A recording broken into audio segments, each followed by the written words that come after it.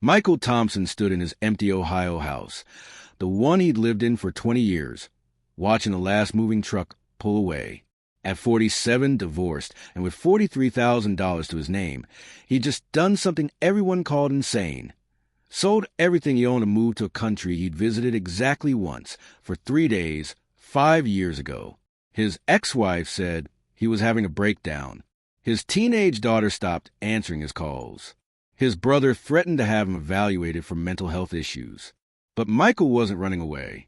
He was running toward something, a vision so clear it terrified him.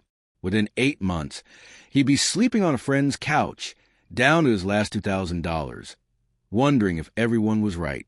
2 years later, he'd owned 3 thriving cafes in Da Nang, Vietnam, making more money than he ever did in America, and finally understanding what it meant to actually live. This is the story of a middle-aged man who bet his entire future on a place that felt like home after 72 hours. If you want more true stories of bold decisions and the people who risk everything to reinvent their lives, subscribe now so you never miss the next leap. Michael's life looked fine on paper. He managed a mid-sized insurance office in Columbus, Ohio, pulling in about $68,000 a year. He had a modest house in the suburbs, a reliable Honda Accord, and health insurance with dental. But fine on paper meant miserable in practice. His marriage had ended 3 years earlier, not dramatically, but quietly, like air leaking from a tire. His daughter Emily was 16 now, spending most of her time at her mother's new place across town. The custody arrangement meant he saw her every other weekend, awkward dinners where they both scrolled through their phones. The insurance job was killing him in slow motion. 23 years of processing claims, managing agents, sitting in fluorescent-lit offices that smelled like burnt coffee and desperation. He'd stopped bothering to remember co-workers' names. They all blurred together. Every morning, Michael woke at 6:15 a.m. to an alarm that felt like a prison bell. He'd shuffle to the kitchen, make the same instant coffee, eat the same toast, and drive the same route past the same strip malls to the same gray building where he'd spend 8 hours doing work that didn't matter to anyone, including himself. The scariest part wasn't the routine. It was realizing he could see the next 20 years with perfect clarity. Same job, same apartment, same weekends alone, until retirement at 67 with a pension that would barely cover rent. He was dying, not physically, though his blood pressure medication had been doubled twice, but in every way that actually mattered. Michael had always dreamed of doing something different, opening a small business, living somewhere warm, maybe learning another language. But at 47, divorced, and with minimal savings, those felt like fantasies people have in their 20s, not realities you chase in your late 40s. Then came March 2019, and everything shifted. The trigger was absurdly small, a Facebook memory. Michael was scrolling through his phone during lunch break when a photo popped up from 5 years earlier. Him, grinning stupidly, sitting at an outdoor cafe in Da Nang, Vietnam. He'd taken a solo trip there after the divorce was finalized, a desperate attempt to feel something other than numb. He'd only stayed 3 days, but something about that city had cracked him open. The warmth, the chaos, the way people actually seemed alive, laughing loudly, arguing passionately, living at full volume. He remembered sitting at that cafe for 4 hours, watching the world go by, feeling more present than he had in years. The photo hit him like a physical blow. What was he doing with his life? That night, Michael did something reckless. He Googled cost of living Vietnam, then opening a cafe in Da Nang, then Americans retiring in Vietnam. The numbers stunned him. His rent in Ohio, $1, for $100 a month for a mediocre 2-bedroom, would get him a beautiful apartment near the beach in Da Nang. His entire monthly budget in Ohio could last 3 months there. But the real revelation came when he stumbled across a forum for expats in Vietnam. Dozens of Americans, Europeans, Australians, people who'd simply left. They talked about opening businesses, teaching English, starting cafes and bars and yoga studios. One post stopped him cold. I moved here at 52 with $30,000 and a dream. 5 years later, I own a successful restaurant, and I've never been happier. The only regret I have is not doing it sooner. Michael read that sentence 17 times. For the next 3 weeks, He couldn't think about anything else. He researched visas, business licenses, startup costs. He joined Facebook groups. He messaged expats asking invasive questions about money, permits, daily life. The more he learned, the more possible it seemed. And the more possible it seemed, the more his current life felt unbearable. On a cold Tuesday evening in April, Michael made the decision. He'd sell the house, sell the car, quit the job, and move to Vietnam. He'd open a small cafe, something simple, serving good coffee to locals and tourists. He'd give himself 2 years to make it work. If he failed, he could always come back and find another insurance job. But if he didn't try, he'd spend the rest of his life wondering what could have been. The moment Michael told people his plan, reality set in. His ex-wife Jennifer called him irresponsible and delusional. "You're abandoning your daughter," she said. "You're running away because you can't handle real life." Emily cried. She accused him of choosing a vacation over being her father. "What am I supposed to tell my friends? That my dad moved to Asia?" His brother Dave was even more brutal. "You're having a midlife crisis, Mike. This is textbook. You're going to blow through your savings, come crawling back broke, and ruin whatever's left of your life." His co-workers at the insurance office looked at him like he'd announced he was joining a cult. His boss laughed, assuming it was a joke. But Michael pushed forward. He listed the house in May. The market was decent, and he sold it in 6 weeks for $184,000. After paying off the remaining mortgage and closing costs, he walked away with $76,000. He sold the Honda for $8,200. He sold most of his furniture, his tools, his golf clubs, anything that wouldn't fit in 2 suitcases. By August, his entire life had been reduced to $87,000 in his bank account and 100 pounds of belongings. He bought a one-way ticket to Da Nang for October 3rd. The night before he left, Emily refused to see him. Jennifer sent him a text. "This is the most selfish thing you've ever done." Michael sat alone in a cheap airport hotel room, staring at his phone, wondering if everyone was right. But then he opened his email and saw a message from an expat named Richard he'd been communicating with. Richard ran a small guest house in Da Nang and had offered to help Michael get settled. The message was simple. "Looking forward to meeting you tomorrow. You're going to love it here. Trust me, you're doing the right thing." Michael read it 3 times, then closed his laptop. He was going. The first 2 months in Da Nang were magical. Michael rented a small apartment for $450 a month. Bright, airy, 10-minute walk to the beach. He spent his days exploring the city, practicing broken Vietnamese, eating incredible food for $2 a meal. He met Richard, who introduced him to other expats. He started visiting local cafes, studying what worked and what didn't. He found a potential location for his own cafe, a small storefront in the Ntuong district, near the expat area but not overrun with tourists. The rent was $600 a month. The landlord wanted a 6-month deposit. Total startup costs, renovations, equipment, furniture, permits, initial inventory, came to about $28,000. Michael felt alive for the first time in years. By December, he'd signed the lease and started renovations. He hired local contractors, bought a professional espresso machine from a closing cafe, designed a simple menu focusing on quality coffee and light breakfast items. He called the cafe Second Cup, a nod to second chances. In late January, after 2 months of construction delays, supply issues, and bureaucratic nightmares with permits, Second Cup opened. The first week was promising. Locals stopped by, curious about the American owner. Tourists found it through Google. Michael worked 16-hour days, making coffee, cleaning tables, learning to manage Vietnamese staff who spoke limited English. Then came February and reality crashed down. The cafe wasn't making money.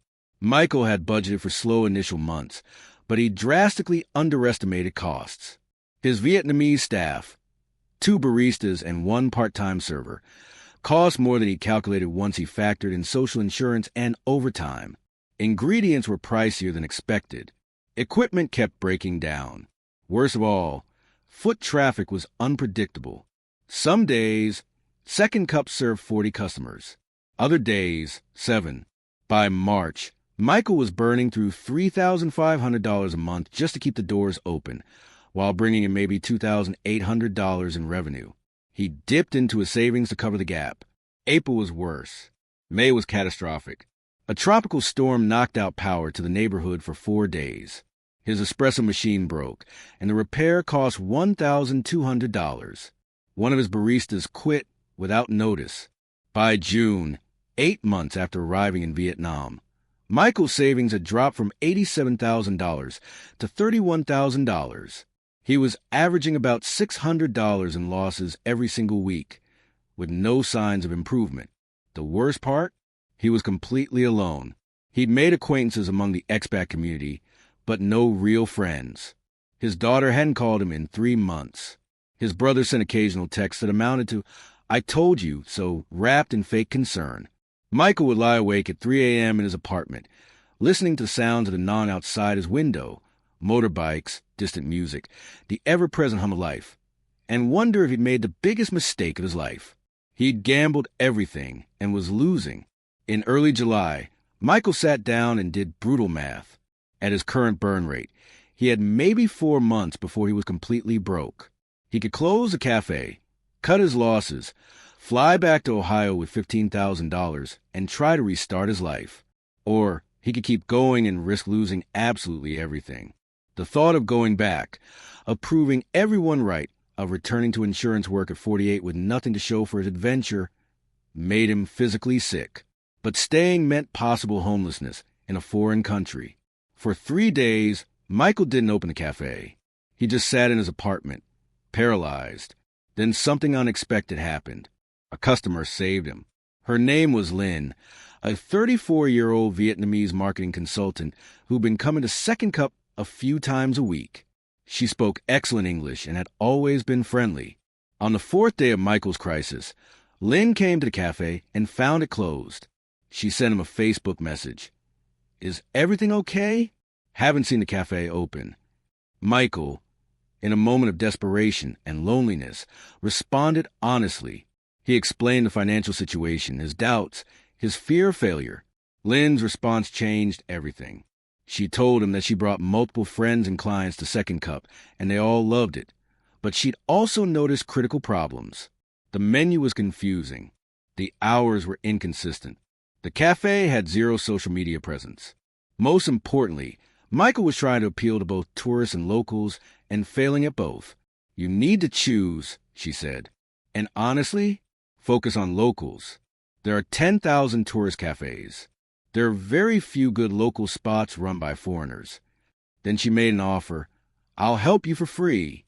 Marketing is what I do. If you're willing to completely rebrand and refocus, I think you can turn this around. But you need to trust me and move fast." Michael had nothing to lose. Over the next 2 weeks, Lynn transformed Second Cup. She redesigned the menu, removing tourist-focused items like Western breakfast plates and focusing on excellent coffee and Vietnamese-style light meals with a Western twist. She lowered prices by 20% to match local expectations. She created an Instagram account and posted professional photos. She convinced Michael to extend his hours to catch the late-night crowd, young Vietnamese professionals who loved cafes that stayed open past 10 p.m. Most importantly, she helped Michael understand Vietnamese cafe culture. It wasn't about fast turnover. It was about creating a space, somewhere people wanted to sit for hours, working on laptops, meeting friends, living their lives.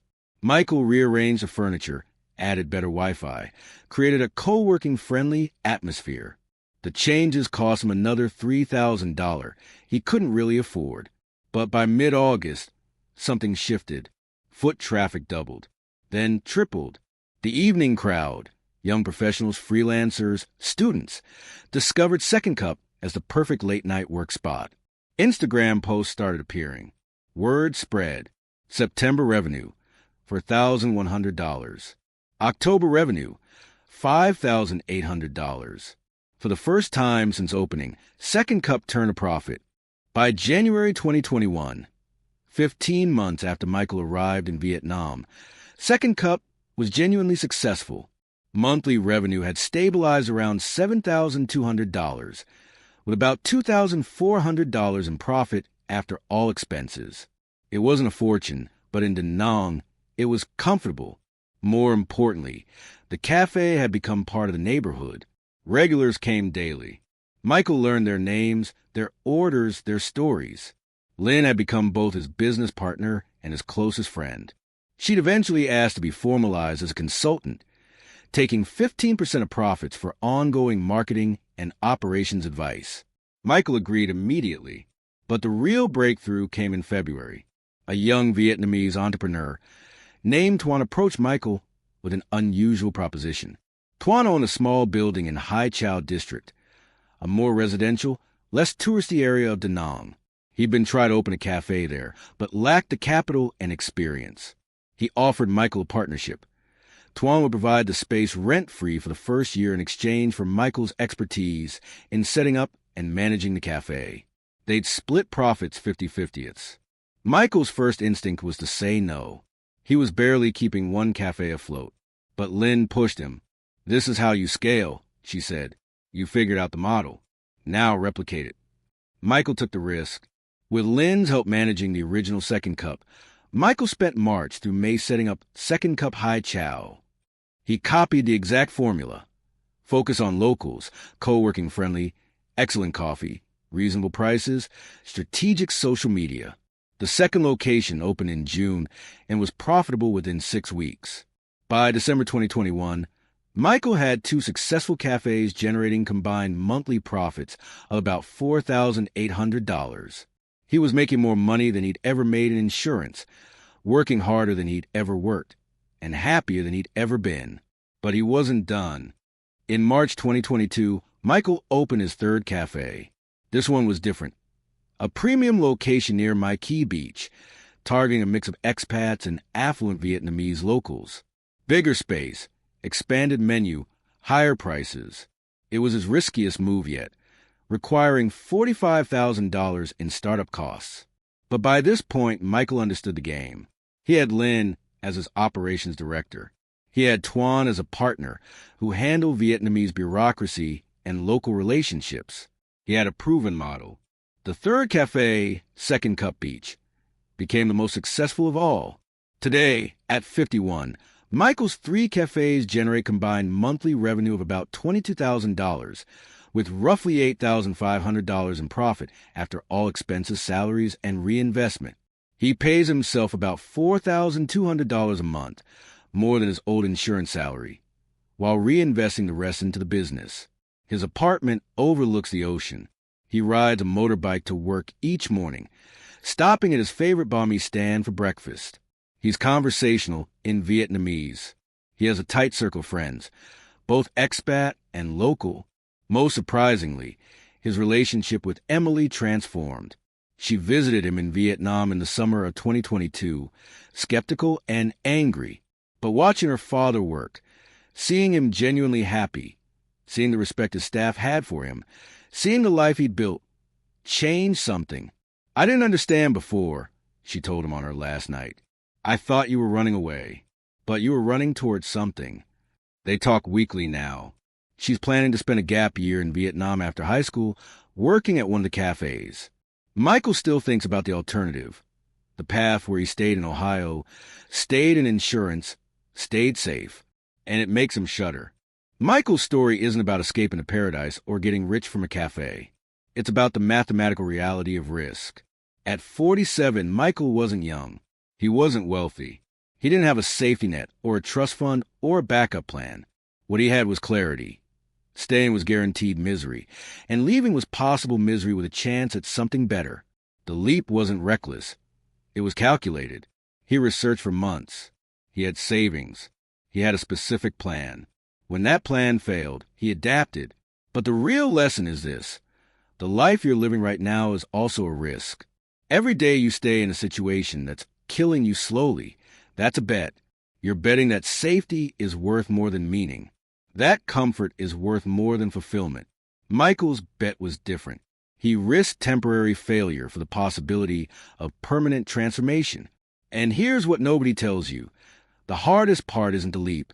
It's the valley, those months when you're bleeding money, doubting everything completely alone. Most people quit in the valley. Michael survived it because he found Lynn, because he stayed adaptable, because he was willing to admit he didn't know everything and accept help.